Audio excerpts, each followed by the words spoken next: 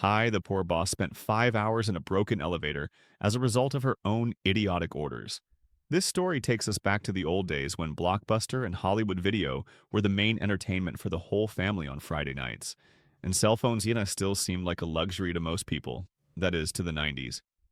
I got a job at a video rental store near my house. It was a small family-owned store with 3 branches in the city. The job was great. I loved movies and games.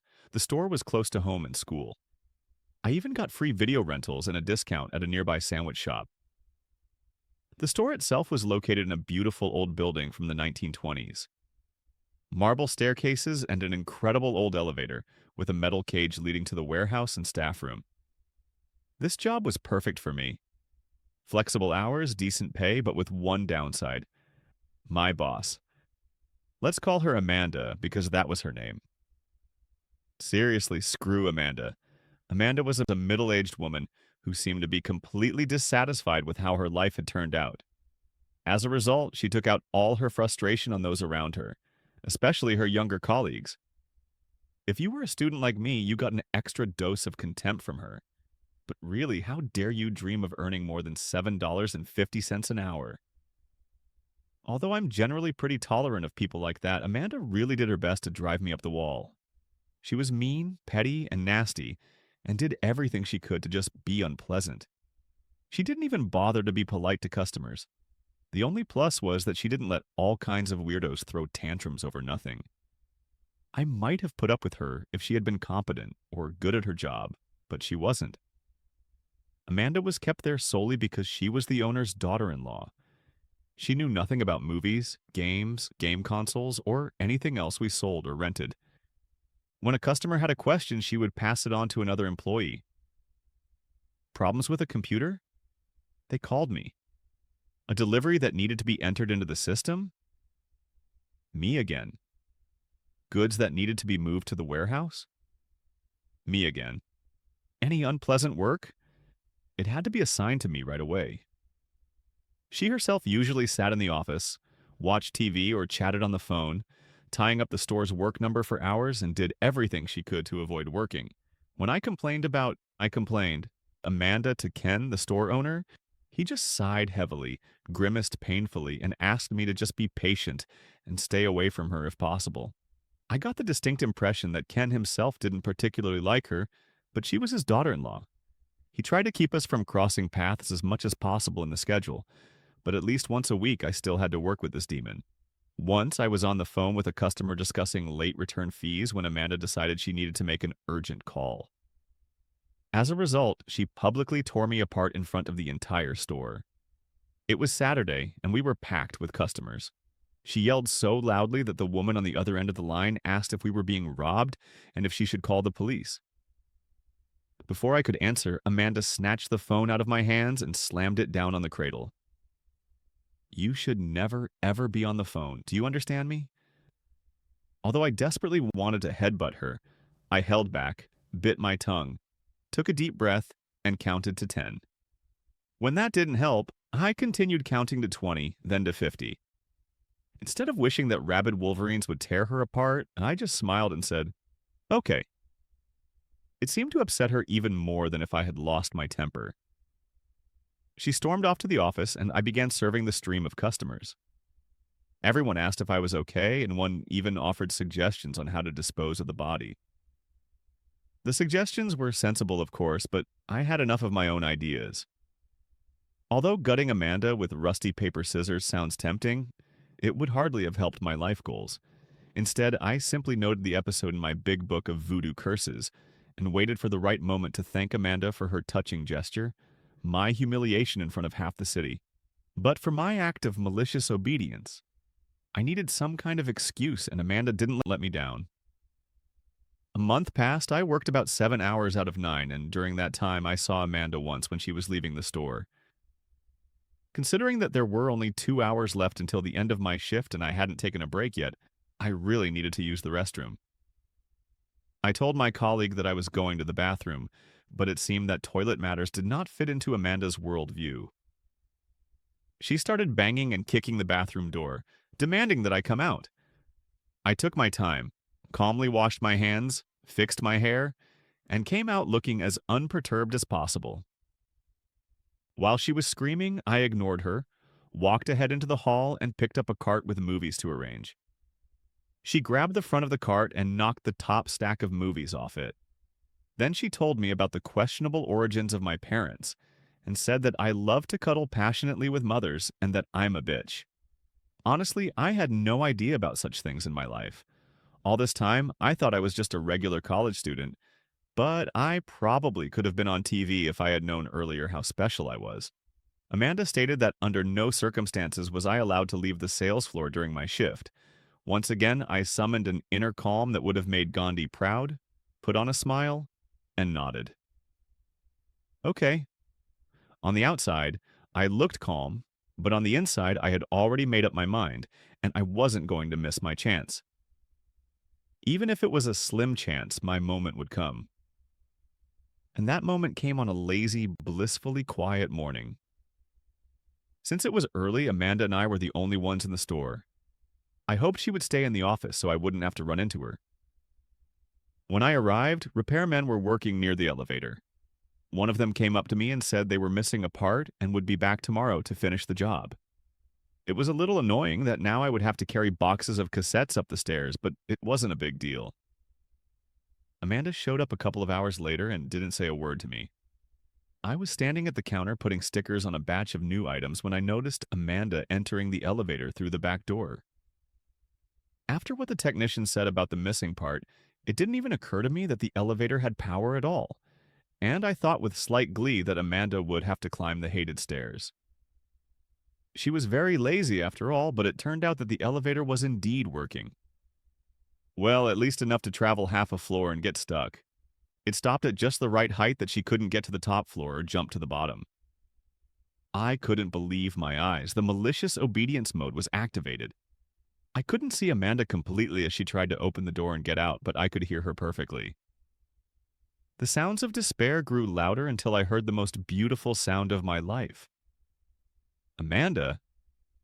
Hey, you! A slow smile spread across my face like the Grinch's. I walked to the edge of the sales floor and shouted, Yes? Amanda? The elevator is stuck. Can you open the door from your side? I don't know. I can't see from here. Amanda snorted in annoyance. Then come over and try to open it. I can't, Amanda. And why the fuck can't you? I'm not allowed to leave the hall during my shift under any circumstances. Are you fucking kidding me? You said so yourself, and I value my job so I can't disobey orders. A stream of curses came from the locked elevator. I'm sure I'm still not supposed to know half of what I heard then. Call maintenance. The number should be in the office. Trying to sound as innocent and sympathetic as possible, I struggled to hold back my laughter. I can't do that because I'd have to leave the hall and go to the office. You think you're so funny, don't you? I don't know what you're talking about. Then call Ken. I know you have his number. Yes, I'd love to, but I'm not allowed to use the phone, remember? And surprisingly, there was no swearing, no shouting, not even a single word about my parents not being married. Silence. I think for the first time she realized she was in deep shit. She was trapped in a trap she had set for herself, and there was no way out of it anytime soon. Please get me out of here. I'm sorry, Amanda, I'm just following orders. And then all the pretended politeness disappeared. She proceeded to list all my imaginary flaws and at the same time went over my parents, friends, and everyone else with whom I allegedly ever had or could still have a relationship. And then she signed her own death warrant, yelling that I was fired. At first, I just wanted to let her stew in her own juice a little, but now, no way. Fired? Okay, then I'll go home. Oh, by the way, Bill called and said he won't be here at 5, but at 7. He has to pick up his brother at the airport, so it looks like you'll have to sit there for a while longer. I hope you have a book or something with you. What? What the fuck do you think you can do to me, bitch? When I get out, I'll fuck you in the ass, you fucking creature. Wow, well, good luck. I'll leave my badge and shirt at the counter. Wait, bye. Wait, don't worry. I'll close the store on my way out and hang up a sign saying, we're closed. Hey, wait, that's not what I meant. Come back. I went to the counter and wrote a sign saying that the store was closed until 7 p.m. due to unforeseen circumstances. The last thing I heard from Amanda before opening the door was, "But I have to go to the bathroom." Smiling to myself, I locked the door and drove 45 minutes one way to Ken's to tell him the store was closed. Could I have just driven 5 minutes home and called? Sure, but did I? Number. Ken looked a little surprised to see me at the door. Ken, I thought you were working today. I was, but Amanda fired me. She's not allowed to do that. All hiring and firing goes through me, and she knows it. Don't worry, I'll call her. I think it's time to talk to my son about her. I can't keep her on if she's going to behave like that, not thinking she would answer the phone. Ken looked at me intently, and I tried my best not to smile. Then I gave up and just broke into a broad smile. Ken? Hey. Me? Yeah, what did you do? Me? Nothing, just following her instructions. Ken leaned in, looking me straight in the eye. What happened? I told him everything. How she forbade me to use the phone under any circumstances, how she told me not to leave the sales floor during my shift, and how I ended up stuck in the elevator. Didn't you tell her the elevator was broken? I didn't know it had power. Ken stood there in shock, then laughed. I guess I should let her out after all.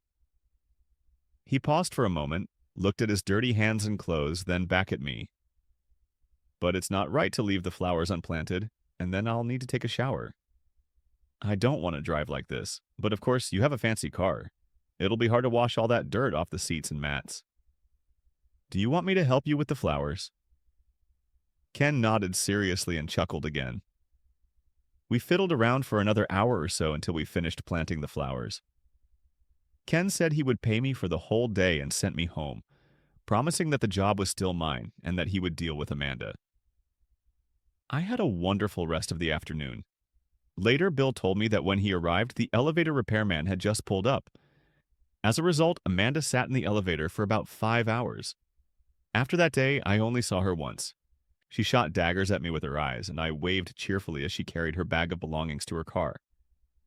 Every time I think about it, I can't help but smile. After all, I was just following her orders. Now, so as not to waste any time, let's move on to the next story. My French stepmother learned firsthand that Americans know how to cook. It happened today, and my brother and I still can't stop laughing.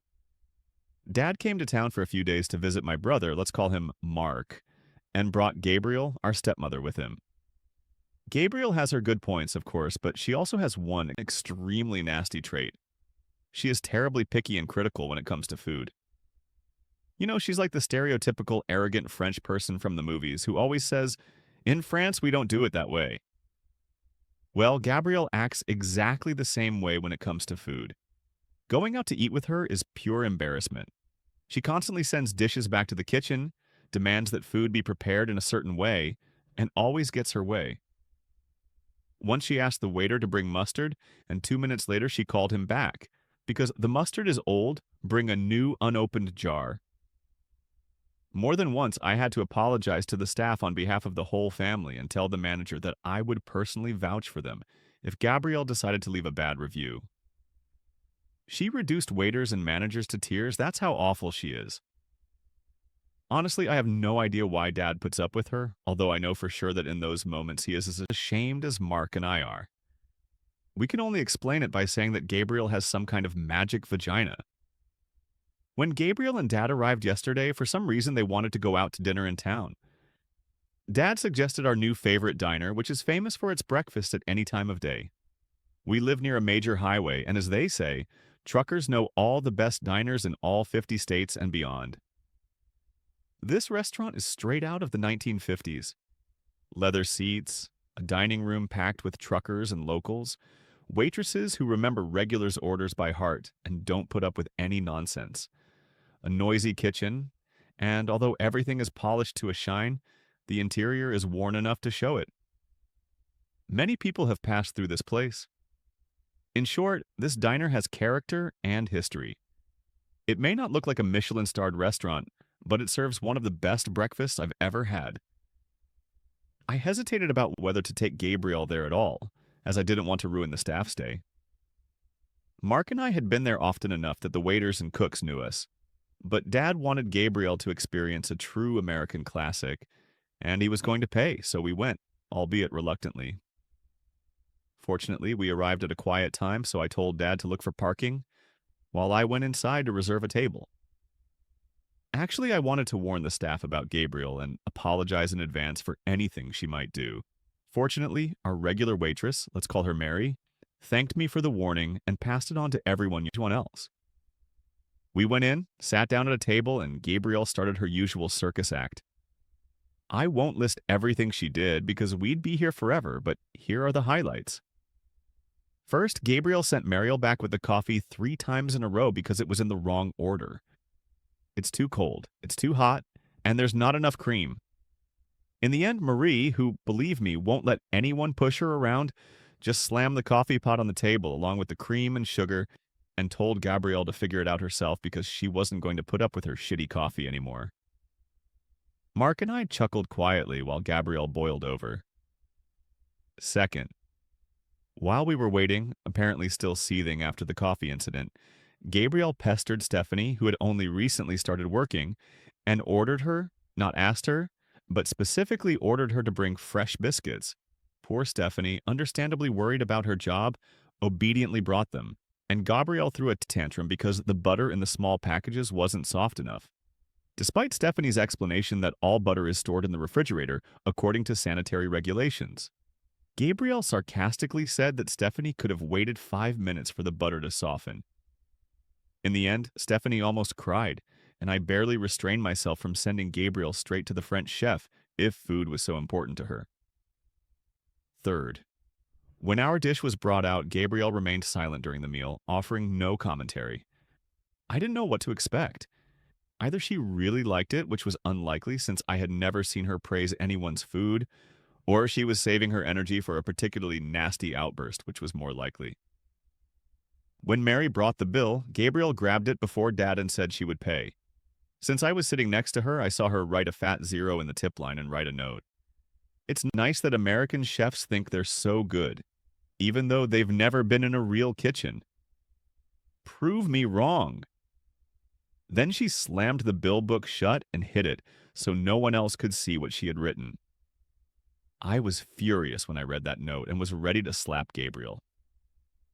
I know the chefs and waiters who work at this diner. They learned everything on the job. And as far as I'm concerned, they have just as much right to be proud of their work as Culinary Academy graduates. I myself plan to enroll in such a school to become a pastry chef, but at the same time, I deeply respect people who have learned everything on their own. They have real, first-hand experience.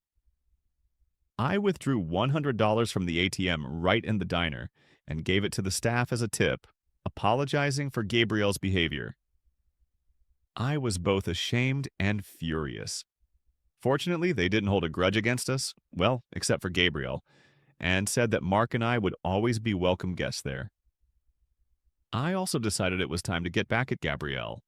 The pandemic did have its advantages. While everyone else was going crazy at home, bored out of their minds, Mark and I literally binge-watched cooking videos and masterclasses on YouTube, and then put everything we learned into practice. And although I don't like to brag, we became really good at it.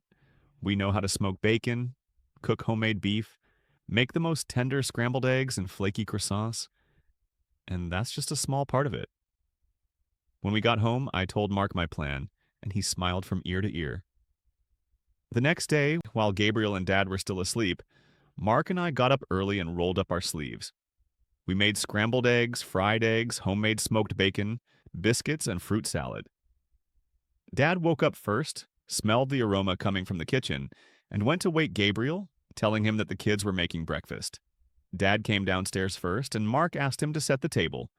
Gabriel came in when we were almost done and just sat down at the table without offering any help.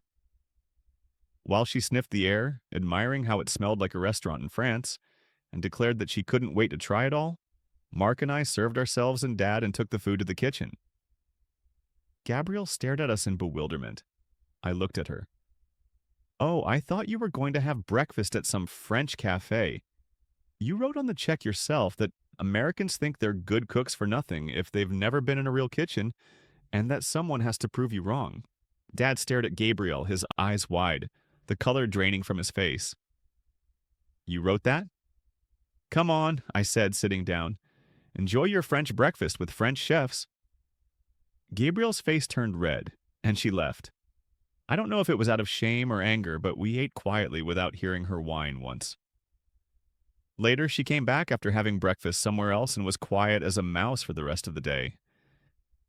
I hope she learned her lesson, and Dad will finally grow some balls. Update. Dad and Gabrielle were going to stay with us for a few days until I started work next week. They left this morning, but not before they had a real fight last night after my brother and I went to bed. We could hear every word. Thank God the neighbors didn't hear, or they might have called the cops. Dad gave Gabrielle a dressing down for that note in the check and reminded her that she had promised to behave herself. After all, this place was special not only to Mark and me, but to him as well. Gabrielle started to defend herself, saying she just didn't like that kind of food and blah blah blah, until she finally broke down and revealed the real reason why she had made a scene in the restaurant. It turned out that Dad wanted to surprise her and take her to one of the best restaurants in town to celebrate the anniversary of their first date. And that was yesterday. Gabrielle accidentally found the reservation and thought they were going there the evening they arrived. But Dad was planning to do it the next day, so the fact that we went to a simple diner instead of an expensive, fancy restaurant really pissed her off. Gabrielle decided that Dad was catering to the kids, not her. The argument ended with Dad going to sleep on the couch in the living room, tired of all this bullshit. In the morning, they left. But before that, Dad told me that he was going to have a serious talk with Gabrielle about her behavior, and that until she learned to behave properly, he would no longer invite her anywhere, not even to our house. I hope this will either be a wake-up call for Gabrielle to start behaving normally or for Dad to send her away. As for those who wrote that the story is fake, one guy asked how we were able to smoke bacon in the first place. Hold on a minute. We have a pellet grill smoker, and we regularly salt and smoke bacon because it's so damn delicious. Don't you guys have anything better to do? Well, that's it. Write in the comments how you like today's stories of malicious obedience. And of course, write your own similar stories. I always enjoy reading them. After all, it's interesting to learn about foreign experiences, but it's also interesting to learn about our local experiences, especially when real companies are involved and it becomes clear how things work there. Anyway, thank you for watching this video to the end. Check out our previous videos here, and good luck.